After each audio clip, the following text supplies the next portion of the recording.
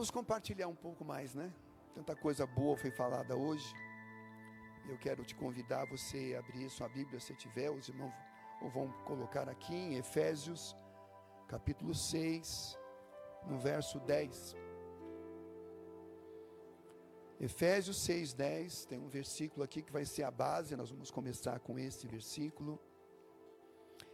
Quem achou, diga achei. Alguns não acharam ainda.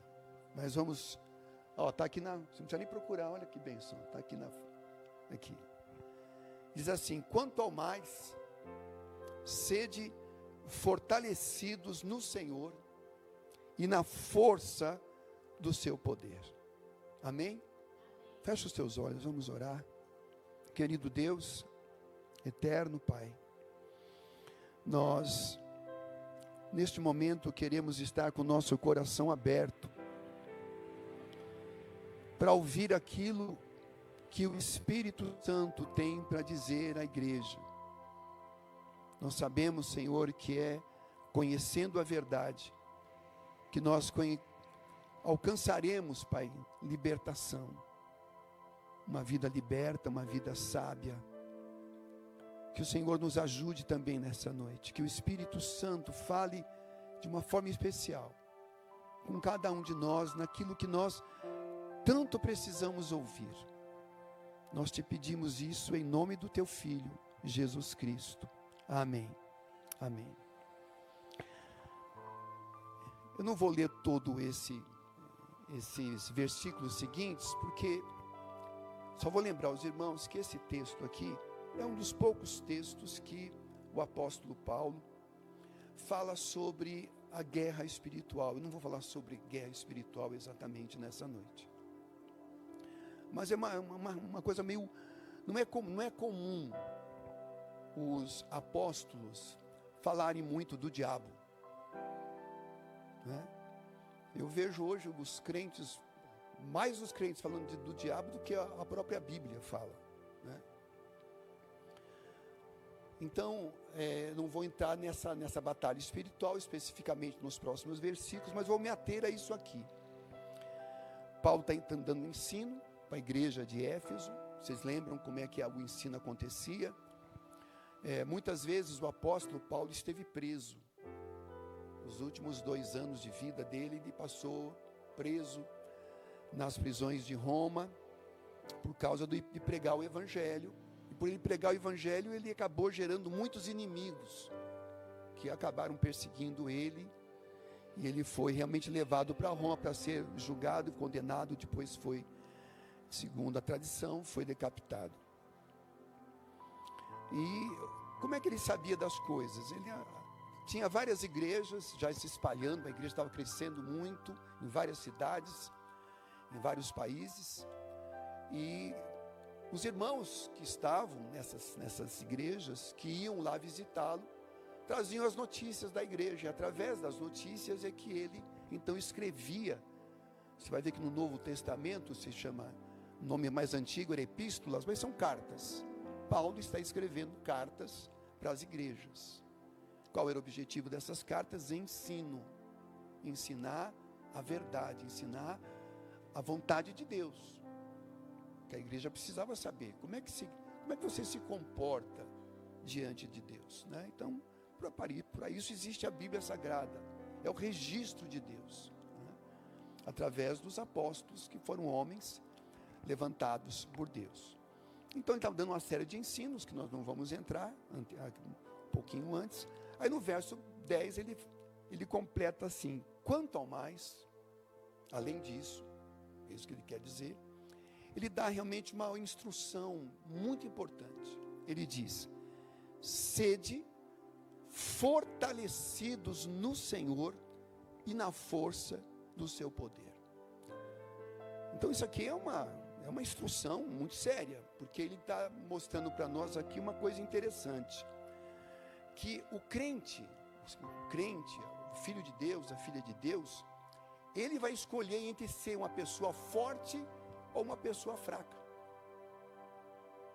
Sabe de quem depende isso? Depende de mim e de você. Você ser um crente forte ou fraco depende só de você, não depende de Deus. Se dependesse de Deus, ele não estaria falando com a igreja. Está falando assim, ora para Deus te dar força. Não, não é isso que a Bíblia ensina. Tudo aquilo que você precisa para ser uma mulher de Deus forte, está aqui, já está instruído. Tudo que você precisa para ser um homem de Deus forte, firme, está aqui. Então ele está dando essa instrução dizendo, sede fortalecidos no Senhor. Sejam fortes em Deus. Nós é que temos que ser fortes. É algo que nós temos que fazer. E ele completa dizendo, e sede fortalecidos no Senhor e na força do seu poder. Ou seja, um poder que está disponível para todos os cristãos. Então há uma diferença em você pegar um crente, que ele é um crente capenga. Existe capenga? Minha mãe falava isso, né? Acho que daí, vocês entendem, né? Então um crente capenga e um crente forte. Uma diferença. O que é um crente, por exemplo, cheio do Espírito? As pessoas têm uma ideia errada do que é um crente cheio do Espírito. Muita gente pensa, né, que um crente cheio do Espírito é um que fica falando em línguas o tempo todo. Fica gritando, fica sapateando, pulando, né? Pensa que um crente cheio do Espírito é um que fica aí profetizando, subindo no monte, descendo do monte. Estou em reunião de oração, esse é o crente cheio do Espírito. Não, você não compreendeu ainda o que é um crente cheio do Espírito. A palavra de Deus ensina que um crente, uma mulher, um homem de Deus, cheio do Espírito, é uma pessoa que exala, que expressa o fruto do Espírito. É isso. É uma pessoa tão cheia do Espírito, que ele expressa o fruto, que está lá em Gálatas, que diz, quais são os frutos do Espírito? Amor, paz, alegria, longanimidade, que é uma paciência. O crente cheio do Espírito tem uma paciência. Crente vazio do Espírito não tem paciência nenhuma. O crente cheio do Espírito, ele é cheio de amor. Ele é cheio de perdão, de bondade, né? De graça, misericórdia. Está lembrando de todos o fruto do Espírito, né? Está lá em Gálatas, que fala sobre isso. O fruto do Espírito, uma pessoa que ele está cheio de Deus, cheio do Espírito. E o que uma pessoa cheia do Espírito vai expressar? Não é? Não é sapatear, não é ficar pulando aqui, não é correndo dentro da igreja para lá e para cá batendo na parede. Não. Não é? Não é uma pessoa que grita, que dá glória a Deus. Não é isso. A pessoa pode dar muito glória a Deus, dar aleluia. Eu gosto de dar glória a Deus, gosto de dar aleluia. Mas isso não expressa uma pessoa cheia do Espírito. Uma pessoa cheia do Espírito, você vai ver no temperamento, no comportamento, como é que ela reage diante das dificuldades da vida. É assim que ela começa a mostrar o amor, a paz que ela tem. É tão lindo você ver uma pessoa cheia de paz. Pode estar a guerra que for. Mas pastor, é tão difícil, né? Mas você andando com Deus é isso. Isso é um natural. Você ser uma pessoa cheia de paz é um natural. Você está crescendo para isso, né? Ser uma pessoa que eu gosto muito, né? Eu já falei isso para os irmãos quantas vezes, que uma das coisas que me conquistou em Cristo foi exatamente essa paz interior, que era uma coisa que eu buscava quando eu era jovem. Não sei se os jovens procuram isso hoje em dia, mas no meu tempo, os jovens eram mais ligados com essas questões profundas, né? As crises, né, existenciais que a gente tinha, a gente buscava. Então, quando um dia que Cristo entrou na minha vida, no meu coração, a primeira coisa que me inundou foi exatamente essa paz, que eu sempre digo para os irmãos: a paz de Deus entra no coração. Coisa linda, preciosa. Nenhum dinheiro pode comprar isso. Nenhum dinheiro. Nenhum remédio vai te dar isso. Nenhuma bebida alcoólica vai te dar isso. Nenhuma droga vai te dar isso. Nada. Só Cristo é chamado o príncipe da paz. Ele que dá a paz. Então é lindo isso. Isso é um fruto do Espírito, o amor pelos irmãos, o amor pelas pessoas, né? Essa paz interior que você vai expressar pelas outras pessoas também. Você leva a tua paz. E é uma coisa que eu amo também, é a alegria. Você quer ver um crente cheio do Espírito? Veja um crente alegre. Quando você vai dizer assim para o irmão: e aí, irmão, tudo bem? Mais ou menos. Está sempre de cara fechada, né? Parece que chupou limão a vida inteira e continua, né? Tem gente que é assim. Você não vê alegria. Eu falei: mas peraí, essa pessoa está na igreja, está vindo na igreja e não consegue expressar alegria. É isso. O que é isso? É um fruto do Espírito. Uma pessoa cheia do Espírito é uma pessoa que expressa isso. Então a gente vê que o ensino da palavra, ela vai nos dando um norte. Peraí, não basta simplesmente eu frequentar a igreja. Tem algo mais para mim. E eu quero esse algo mais. Eu quero ser uma pessoa cheia do Espírito. Para você ser uma pessoa cheia do Espírito, você tem que buscar. Você tem que buscar, você precisa querer isso, você precisa desejar isso, querer ser. Não é fingir, é ser real, ser verdadeiro. Quando você encontra uma pessoa cheia do Espírito, você vê alegria nele, você vê a paz no coração, você fala com a pessoa não se irrita com facilidade. Por quê? Porque é uma pessoa madura, ela está amadurecendo. Cada dia está amadurecendo. Sendo o que a Bíblia chama de uma pessoa espiritual. O que é um homem espiritual, uma mulher espiritual? A pessoa que está crescendo nesse fruto do Espírito. Por isso que ele fala aqui: olha, vocês têm que se fortalecer no Senhor e na força do seu poder. Quem tem que fazer isso somos nós. Essa é a grande diferença.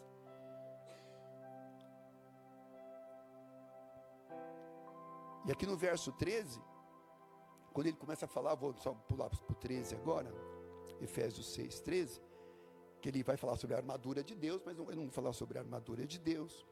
Mas olha o que ele diz aqui: portanto, tomai toda a armadura de Deus. Para quê? Para que possais no dia mau. Não existe o dia mau? Qual é aquele dia mau? Um dia que as coisas viram. Todo mundo passa por isso, gente. Não é porque nós somos cristãos que todo dia vai ser dia bom. Tem dias maus, a Bíblia fala sobre isso. Jesus nunca escondeu: olha, no mundo, se prepare, vocês vão ter aflições. A gente sabe disso. Mas tem gente que acha que tem que estar sempre tudo bem. Ele só pode estar bem se tudo estiver bem. Ele só pode ter alegria se tudo estiver, perfeito na vida dele ou dela. Mas veja bem, o fruto do Espírito não depende, preste atenção, fruto do Espírito não depende de nada exterior, não depende da sua família, não depende do seu casamento, não depende da igreja, não depende do pastor, não depende de nada, porque é interior. O que é lindo no fruto do Espírito é que ele vem de dentro para fora. Entende? De dentro para fora. Eu não preciso. As pessoas têm essa ideia: não, eu tenho que estar tudo bem na minha vida, meus filhos todos têm que estar servindo a Deus, meu marido tem que estar na igreja, minha família tem que estar tudo na igreja, eu não quero ter dívida, não posso ter dívida. A pessoa acha que servir a Deus com alegria, ele precisa que tudo esteja bem. Vai sofrer a vida inteira.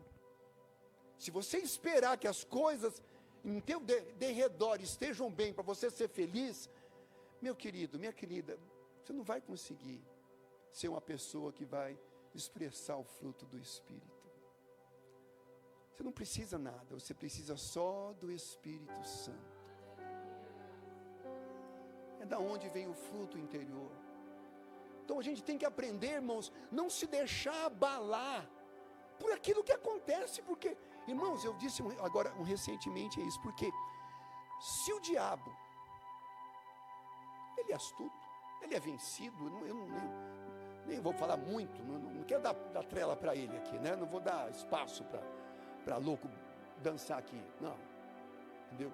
Mas se o diabo percebe que você tem, que se ele fizer alguma coisa na sua vida, você desgringola. Se ele faz alguma coisa que toca, ele sabe onde tocar num filho, tocar num casamento, tocar na vida financeira. Ele sabe que se tocar ali, você desmonta. Ele vai deitar e rolar. Deitar e rolar. Porque ele descobriu uma fraqueza sua, ele vai agir ali. Por isso que a pessoa que é cheia do Espírito, meu irmão, você não tem que viver nessa fraqueza, querendo que as coisas, você tem que orar, ora, mas não deixa as circunstâncias te afetarem. Você não pode deixar as circunstâncias te afetarem. Você tem que ser uma mulher de Deus, um homem de Deus, cheio do Espírito. É assim que a gente vai viver uma vida vitoriosa. Quando a Bíblia diz que nós somos mais do que vencedores, já ouviu isso em algum lugar? Já cantou isso alguma vez? Já? Quando você, nós somos vencedores.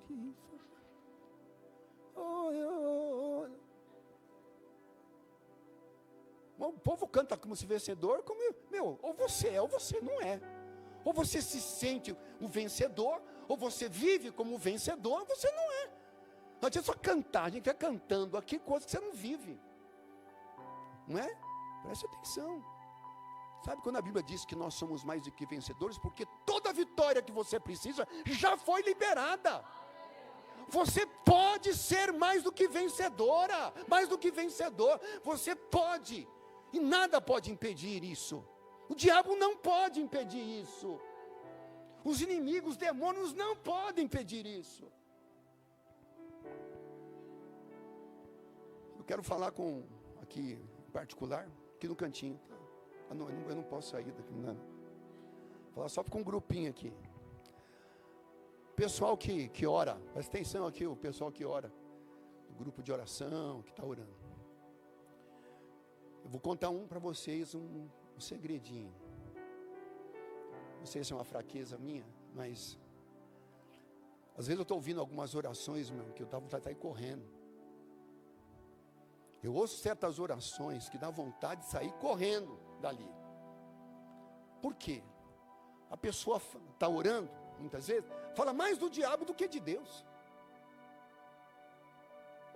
Ai, Senhor, nós estamos aqui nessa oração, e o diabo está atacando, está fazendo isso com aquele irmão, com aquela irmã, aquele lá está triste, aquele está caído, aquele está coitado. Nossa, Senhor, os demônios, está tão difícil, o Senhor Você vai exaltando a obra do diabo.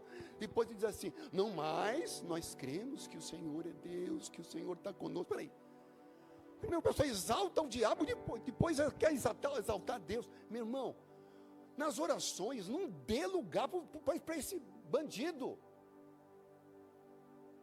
Na oração, não dê lugar para o diabo, não precisa falar para Deus. Porque, irmãos, o diabo faz aquilo que lhe é próprio. Ele não vai mudar, ele vai ser sempre assim. Quem tem que vencer? Você. Nós é que temos que vencer. Por isso que ele diz aqui, tomai a armadura de Deus, para que possais resistir. Olha a palavra como é forte. Resistir no dia mau. O dia mau. Ai, pastor, tive uma semana. A semana mal. Foi. Teve hoje, foi um domingo. Olha, foi demais. O dia mau. É uma realidade. Ninguém nega. Mas olha só. Para que possais resistir no dia mau e depois de ter desvencido tudo. Nossa. Não sou eu que estou falando, mãe, é aqui, a palavra, o Espírito Santo aqui ministrando através do apóstolo Paulo. Depois de ter desvencido tudo, permanecer como? Abalado. Permanecer como? Inabalável. Você percebe, irmão, que a gente vê tanto crente capenga, vou usar de novo, eu acho que existe. Por que existe tanto crente capenga? que vive chorando, que está sempre balançando as mãos. Meu Deus, o diabo está atacando, o diabo está... Para de falar no diabo. Toma posse da vitória que Cristo já te deu. Toma posse, seja uma pessoa vencedora, seja uma pessoa firme. É isso que ele quer dizer. Quando vier o dia mau, resiste. E depois de terdes vencido, ele está considerando que você vai vencer o dia mau. Ele está dizendo isso. Você vai vencer o dia mau. E não só vai vencer o dia mau, como você vai permanecer inabalável. O que é inabalável? É uma pessoa que não se abala por qualquer coisa, não. Não se abala. Por isso, meu irmão, minha irmã, a gente tem que repensar a nossa vida. Irmão, os crentes deveriam ser as pessoas mais sábias desse mundo, inteligentes desse mundo. Porque todo o ensino que nós temos da palavra de Deus é maravilhoso. Uma coisa que eu sempre aconselho os irmãos, vou aconselhar novamente, irmãos e irmãs. Irmãos, criem o hábito de ler a Bíblia todo dia, sem falhar, todo dia. Reserva um momento para você ler, nem que for um capítulo, nem que for um trecho, e medita naquilo que você está lendo. É isso que vai trazer o crescimento. Não é a oração que traz crescimento, é a leitura da palavra que traz o crescimento, que traz o fortalecimento. É isso. Então essas palavras dos apóstolos, é isso que eles consideravam. Consideravam realmente que você pode se tornar uma pessoa forte, firme. Vamos ver um outro versículo. Vamos dar um pulinho lá para Provérbios, né? Provérbios de Salomão, no capítulo 24.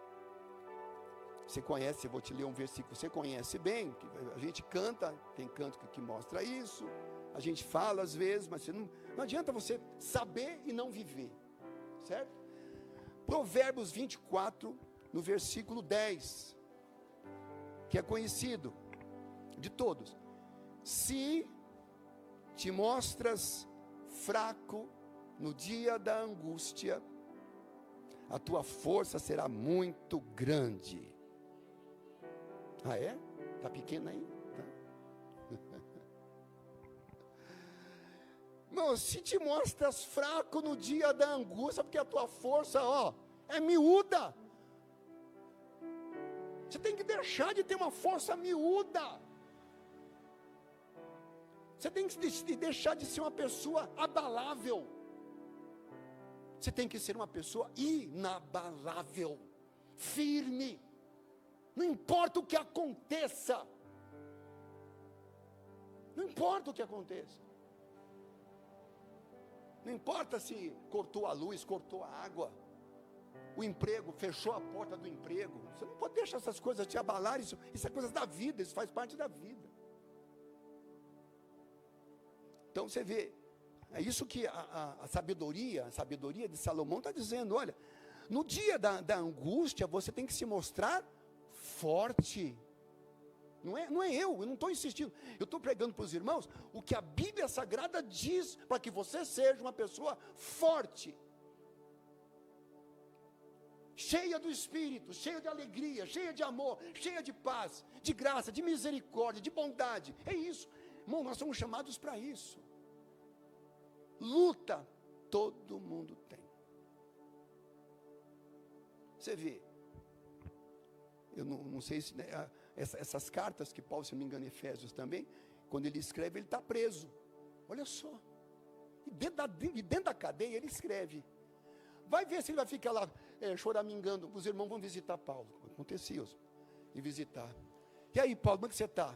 Irmão, não está fácil não, meu. Há uma dificuldade aqui, a comida aqui é ruim demais, porque eles dão uma comida ruim para os presos, sabe? Eu passo frio à noite. Nossa, só Deus vai ter misericórdia, só Deus na causa, né? Hoje usa essa expressão, hoje que nem sei de onde apareceu isso, né? Imagina Paulo reclamando lá do que está, porque ele está preso. Você nunca vê Paulo reclamando da prisão, pelo contrário. ele dizia para a igreja: Paulo, servo do Senhor. Ou em outra carta ele diz: Paulo, prisioneiro do Senhor. Ele não se via prisioneiro de Roma. Se ele estava lá porque Deus permitiu, se Deus permitiu, ele sabia que aquilo era para o bem dele, porque todas as coisas cooperam para o quê? Para o bem daqueles que amam a Deus. Amém, irmã? É isso aí. É bom decorar os versículos, né? Mas é isso. Você vê que Paulo, meu irmão, colocava em prática isso. Agora, tem irmãos e irmãs que você vai conversar com a pessoa só reclama da vida. Só reclama. Quando Paulo diz assim: quando vocês se juntarem, se juntem para a edificação mútua. A gente vai se edificando. Eu passo minha fé para você, você passa a sua fé para mim, a gente ora junto, né?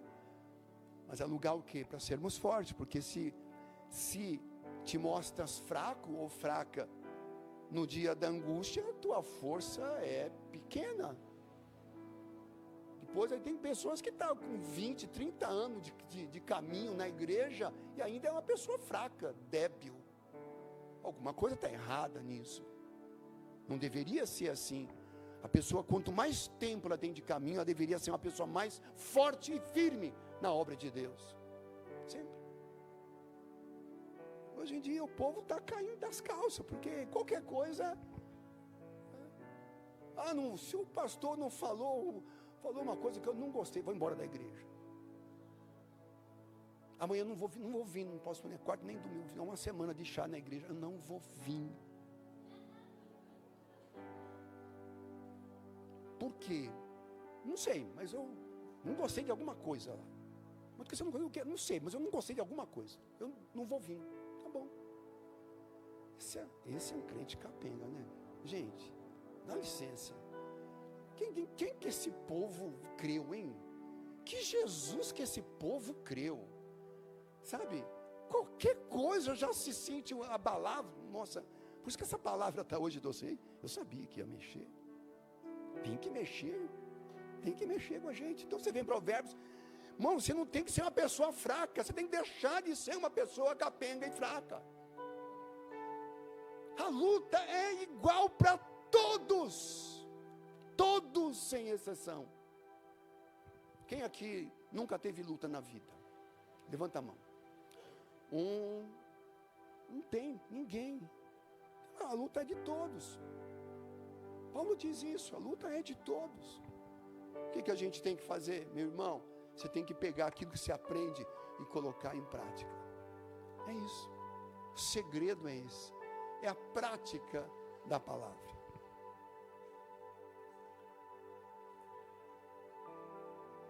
Tiago 4, verso 7. Quase no fim, 4, 7. Você conhece também isso? Diz assim: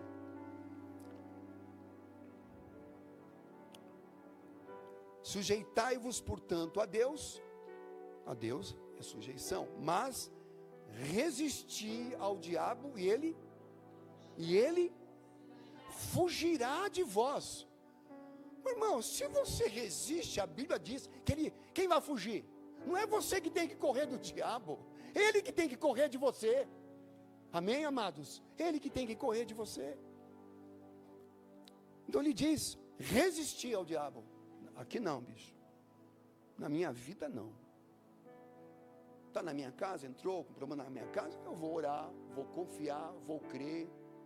Não, tem lutas que às vezes demoram semanas, meses. É assim, irmão. Tem lutas longas. Mas as pessoas querem viver uma vida como se não tivesse mais problema. Não é assim. Mas olha só, você não tem que dar trela para o diabo, não tem lugar, né? É isso que a palavra nos ensina, né? Até no próprio livro de Efésios. Vamos lá, dar uma olhadinha lá em Efésios, que é bom. Em Efésios 4, vamos lá. A gente vai aproveitar para você hoje fazer um estudo bíblico aqui. Vamos voltar lá para Efésios.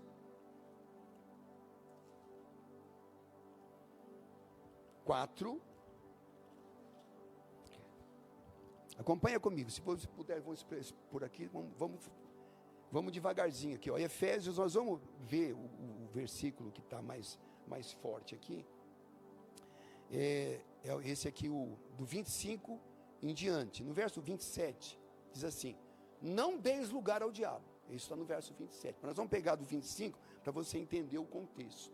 Vamos ler junto, olha que coisa linda, vamos lá. Bom, o que ele quer dizer para você não dar lugar ao diabo na sua vida? Existe alguma coisa que eu possa fazer que pode dar lugar ao diabo? Sim. Sim. Ele vai dizer algumas coisas que pode abrir a porta para o diabo entrar. Então ele vai dizer algumas coisas dessa aqui. Ele começa dizendo assim, ó.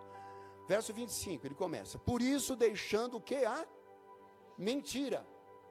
O diabo, ele é o pai da mentira. Quando um crente conta mentira, ele está abrindo uma porta, dá uma brechinha ali para o inimigo entrar, né? Por isso ele diz: deixando a mentira,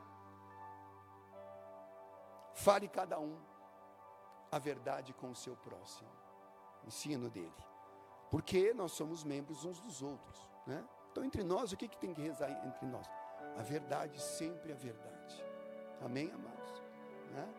Não adianta a gente dizer, você chega e fala uma coisa para um irmão ou para uma irmã, você fala uma coisa pesada, uma crítica, uma coisa dura, depois a coisa ferve, aí a coisa se volta contra você. Não, mas eu não quis dizer isso, não, eu não quis dizer aquilo. Muito cuidado, meu irmão, minha irmã, com essas coisas, sabe? Porque, olha só, a gente tem que tomar muito cuidado, porque não pode haver mentira na nossa vida. Somos chamados para a verdade. Cristo disse: eu sou o caminho, a verdade e a vida. A verdade. Nós aprendemos, irmãos, a sempre falar a verdade. Mas ele continua, verso 26. Irai-vos e não pequeis. Isso aqui é interessante, né? Paulo dá uma sugestão aqui de que a ira, em alguns momentos, é necessária. A ira, né? Você fica indignado com alguma coisa. Você não fica, às vezes, indignado com alguma coisa? Quando você vê uma injustiça, você fica indignado, você fala, ou às vezes uma coisa na família, que você fica indignado, pode se irar. A Bíblia não, o Paulo diz que o problema não é a ira. Você não há um momento expressar a tua indignação, não é isso. Ele disse, mas cuidado para você não pecar, você perder a estribeira, você se irá de tal maneira que você ofende, você bate, você faz aquilo que não deve fazer, você xinga, né? Fala palavrão até, na hora da indignação. Você pode se indignar, mas cuidado com as palavras, cuidado do jeito que você fala, não é? Muito cuidado quem dirige no trânsito. Eu sempre falo isso para os irmãos: irmão, cuidado, você que dirige, cuidado no trânsito. Gente que qualquer coisinha vai xingar. Não pode, mano. De uma mesma fonte não pode jorrar água doce e água amarga. Não existe isso. Da nossa boca tem que sair sempre palavras de bênção. Abençoa, não amaldiçoa. É assim. Nunca fale mal, irmão, de irmão. Nem do pastor, tá? Não fala mal. Porque todo mundo tem algo, irmão.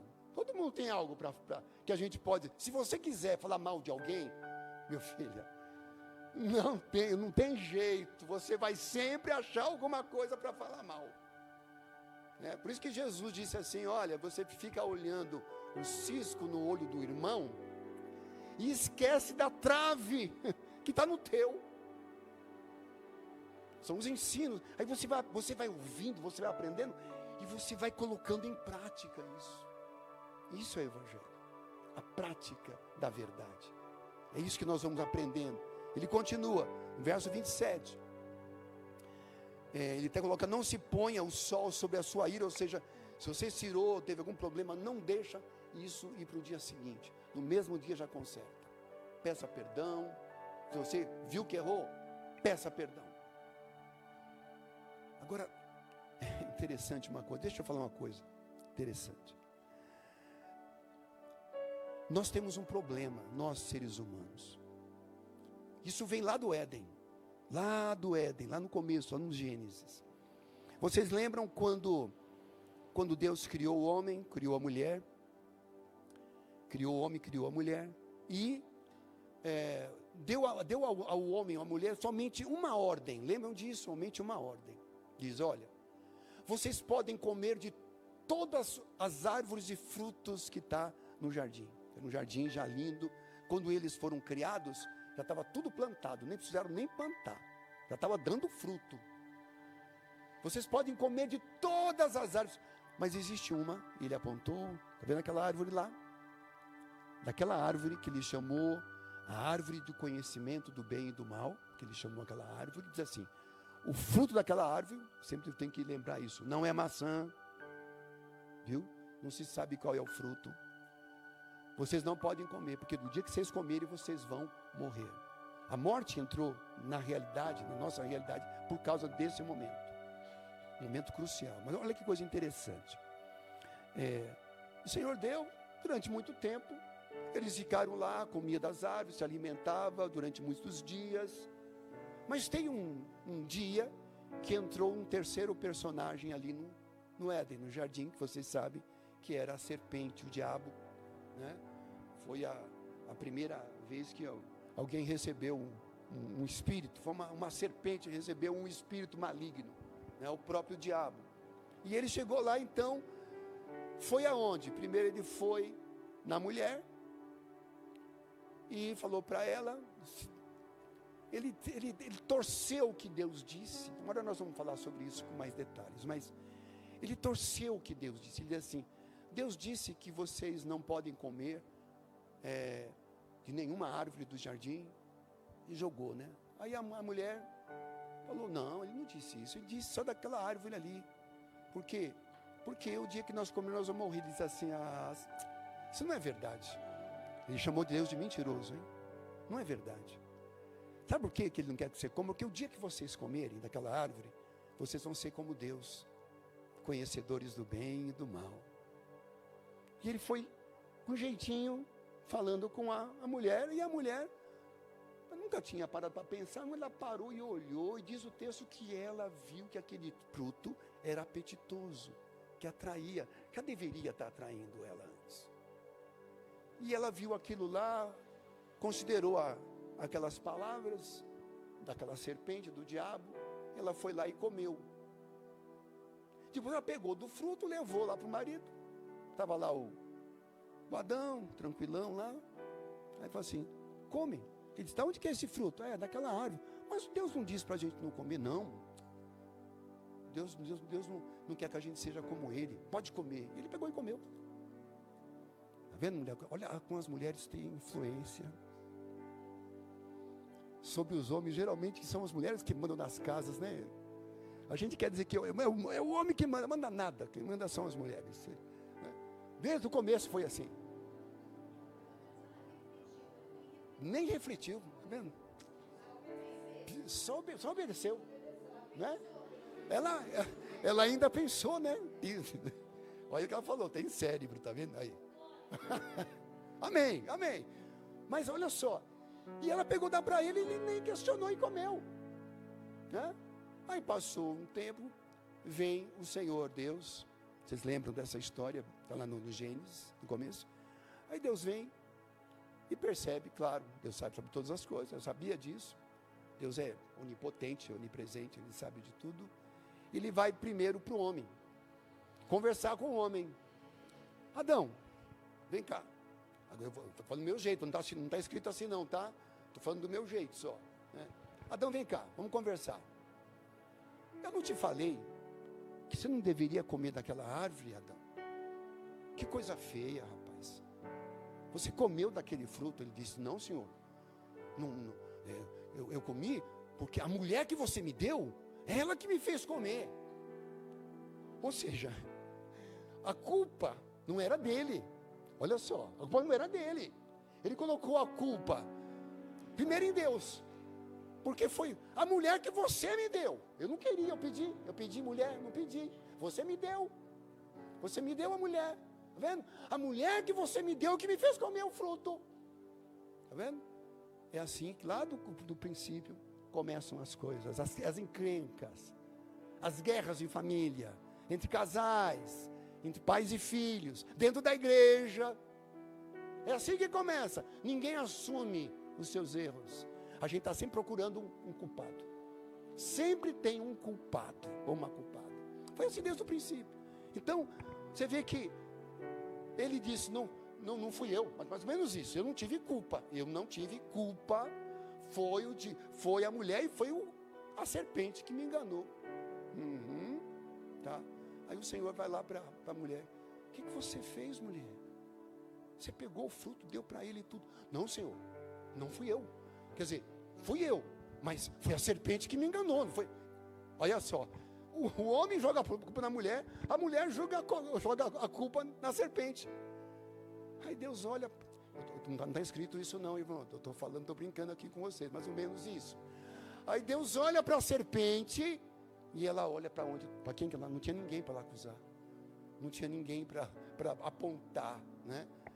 Mas isso vem lá, irmão, vem lá do Éden, quando você apronta. Quando você fala uma coisa errada, para dizer, não, mas não fui eu.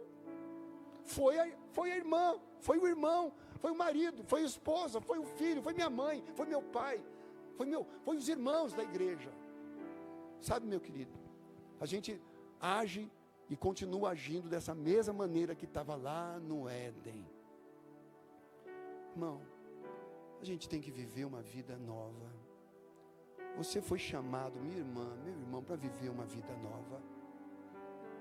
Uma vida que vive na integralidade daquilo que a palavra de Deus nos ensina. Isso vem lá do Éden, né? lá do início. É mais ou menos como a pessoa quando coloca culpa em Deus, é assim. Mas eu orei, eu pedi para Deus tirar do meu coração isso. Eu já ouvi isso. Uma pessoa que caiu em adultério,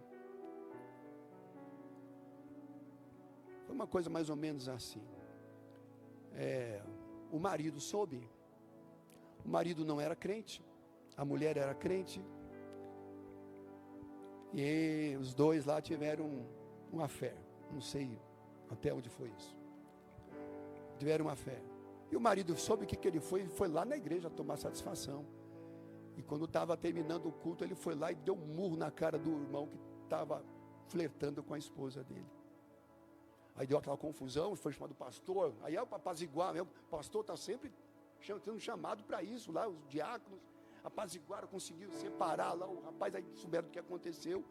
Depois levaram esse irmão para conversar, lá no quartinho, para conversar. E falaram com ele. Aí o pastor foi bem assim. Eu já contei isso para alguns irmãos, mas eu acho engraçado, né? Que ele diz assim. O pastor disse assim para ele, mas irmão, eu não estou entendendo, irmão, veja bem. Se você tivesse traído sua esposa, sabe, com uma mulher, mulherão, né? Uma mulher bonita, uma pessoa vistosa. Mas irmão, essa irmã, vocês entenderam, né? Essa irmã, rapaz, o que aconteceu? Ele disse, não pastor, não fui eu não, foi o diabo. O diabo colocou isso no meu coração. Eu não queria, pastor, não queria, sério. Mas, sabe, e eu orei para Deus tirar, e Deus não tirou. O que eu posso fazer? Ou seja, a culpa de quem é? De quem é a culpa? De Deus. Mas, irmão, está cheio de coisas assim dentro das igrejas. Infelizmente, irmão, não quero aqui mostrar nada, não é isso. Mas, irmão, você percebe, irmão, que não vou dizer que o diabo ele é coitadinho, não é isso. Mas, irmão, muita coisa está sendo colocada nas costas dele que não é culpa dele. Você quer ver? Deixa eu te mostrar aqui em Gálatas. Vamos lá, em Gálatas. Eu estou terminando. Gálatas, que fala sobre o fruto do Espírito, certo? Gálatas 5. Ele fala do fruto do Espírito, mas antes do fruto do Espírito, ele fala do fruto da carne. Presta atenção, vamos lá. Gálatas 5, verso 19, Paulo está falando agora sobre o fruto da carne, as obras da carne. Nós temos em nós uma natureza pecaminosa. Mas agora o pessoal tomou agora a linha que tudo que acontece de errado na vida dele, não é ele, é do diabo. É assim, mas irmão, você tem que entender, tudo bem, o diabo apronta muito, o cara é safado, sem vergonha, mas nem tudo é culpa dele. Tem culpa que é sua e minha, culpa é nossa. Aqui dá uma lista de obras da carne. Verso 19 diz assim, ora, as obras da carne, que são obras humanas, são conhecidas. E são, lhe dá uma lista, que eu vou rapidamente. Prostituição, impureza, lascívia, né? Lascívia são maus pensamentos, sexuais errados, né? Idolatria. A idolatria é uma obra da carne, não é espiritualidade, hein? A idolatria, adorar outros deuses, adorar santo, essas coisas aí, isso aí, a idolatria é uma obra da carne. Feitiçaria, obra da carne, não é do diabo, né? A gente fala, é do diabo, não, obra da carne, essas obras são da carne. Feitiçaria, inimizade entre irmãos, é do diabo? Não, inimizade entre irmãos é da carne, é fruto da carne, não vai colocar, não. Tudo bem, ele pode ser culpado de muita coisa, mas disso não. Inimizade, porfias, que é contendas. Ciúmes é obra da carne. Tem pessoa que tem ciúme. Quando a pessoa tem duas coisas que assim, é terrível, que é o ciúmes e a inveja. O que a pessoa, quando está com ciúmes ou inveja, ela faz? Ela critica. Ela vai criticar aquele que tem aquilo que ela não tem. Ela tem inveja, então ela critica. Ela chega assim, irmão, você viu aquele irmão? Nossa, como ele toca bem. Toca bem. Mas não sei, não gosto muito, não sei. Tem sempre uma crítica. Cuidado com pessoas assim. Cuidado com irmãos que vivem criticando os outros. Sabe o que você faz? Sai de perto.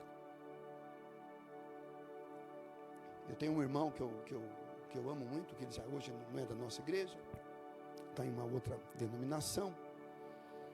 E um dia ele me contou uma coisa interessante que eu achei assim maravilhoso, eu nunca esqueci. Que eu vejo, na verdade, a integridade desse irmão, até hoje.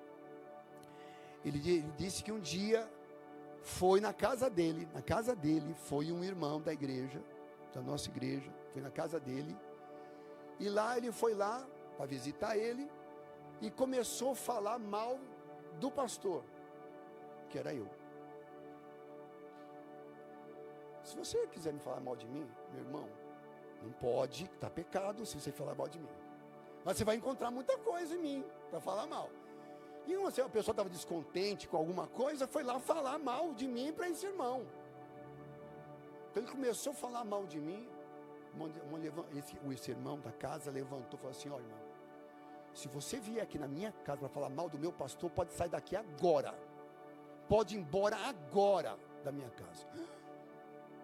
Nossa, aquele outro lá nem esperava aquilo. Ele achou que ia encontrar alguém para ouvir o chorerê dele lá. Irmão, cuidado com pessoas assim. Dentro da igreja, que eu sempre repito isso para os irmãos. Toda pessoa que gosta de falar mal, ele parece espiritual. Ela parece tão espiritual. Assim, não, irmã, não é que eu quero falar mal da Sandra. Você entende, irmão? É uma pessoa boa, bacana, ela trabalha tanto. Não é que eu quero falar mal dela, mas depois desse mais, meu, pode fechar os ouvidos que só vem tranqueira. Fuja dessas pessoas. Irmão, fuja dessas pessoas. Não são dignas de você ouvir essas coisas. Ele continua aqui. ciúmes, iras, discórdias, dissensões, facções. Que são facções? Um grupinho, os grupinhos dentro da igreja. Vamos falar aqui. Tem a facção da pastora Rosa. Ela tem um grupinho dela ali. É só uma força de fogo. E tem um outro grupinho, que é o grupinho da irmã Conceição. Aí o grupinho da Conceição não se dá com o grupinho da pastora Rosa, o da pastora Rosa não se dá com o grupinho. Isso é obra da carne. Isso é facção. É isso. Está aqui. O diabo está jogando as irmãs. Não é o diabo não. É a carne. Você tem que entender que você tem uma natureza pecaminosa. Você tem que encarar isso. Muitas das coisas que acontecem na sua vida é a sua carnalidade. Falar mal, criticar, sabe?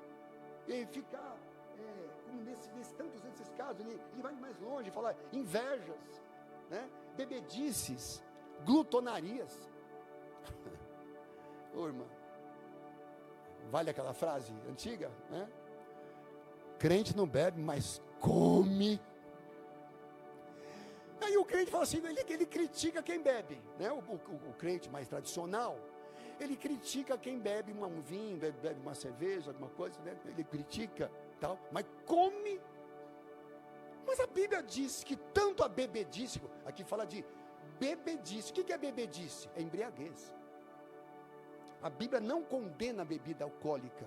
O que a Bíblia condena é bebedice. O que a Bíblia condena é embriaguez. E na comida é a mesma coisa na comida. Você comer, tudo bem, mas você comer demais é pecado. Porque é da carne. É da carne. Comer demais é da carne. Já viu? Aquele pessoal que tem aquelas, né? Aqueles pratinhos assim. Quando a pessoa come diz assim, ai, comi tanto. Ai, meu Deus do céu, estava bom, mas olha, passando mal agora, como é que é? Um sal de fruta, alguma coisa que comeu muito. O bichinho acabou de pecar, a irmãzinha acabou de pecar, e está apenas achando que a única coisa que ela vai tomar agora é um sal de fruta, só isso. Não percebe que pecou quem come demais e quem bebe demais. Tudo que faz demais é pecado. É obra da carne, né? Vai dizer, irmão, foi o diabo que me fez comer aquela comida, estava muito boa demais, eu senti aquela tentação. Não, obra da carne. Bebedice, glutonaria e outras coisas semelhantes a isso. Sabe, meu irmão, você percebe que você tem que ser uma pessoa sábia? Crente tem que ser uma pessoa inteligente, sábia. Crente não tem que ser ignorante. Nós temos que ser pessoas cheias do Espírito. Viver uma vida que dá prazer alguém de ser assim. Olha, está vendo aquela irmã ali? Você quer ver uma pessoa de um testemunho? É aquela irmã, ou é aquele irmão. Que você seja uma pessoa assim, que tenha esse testemunho de vida. Bom, pelo tempo, só vou terminar com esse versículo. Não vou nem ler para ganhar tempo. Josué 1, que ele diz, quando Moisés morre, e ele tem que assumir a liderança do povo, o que foi que Deus falou com ele? 2 palavras. Josué, seja forte e corajoso. Sabe, irmão, o que você tem que ser, irmão? Ser forte e corajoso. Ser forte e corajosa. Tem que enfrentar a vida. Tem que enfrentar tudo que aparecer. E permanecer inabalável. Chega de gente fraca, débil dentro da igreja, irmão. Chega de divisão, chega de falar mal, de criticar, chega. Vamos viver o Evangelho de Cristo, que é a coisa mais linda que Deus nos deu para viver.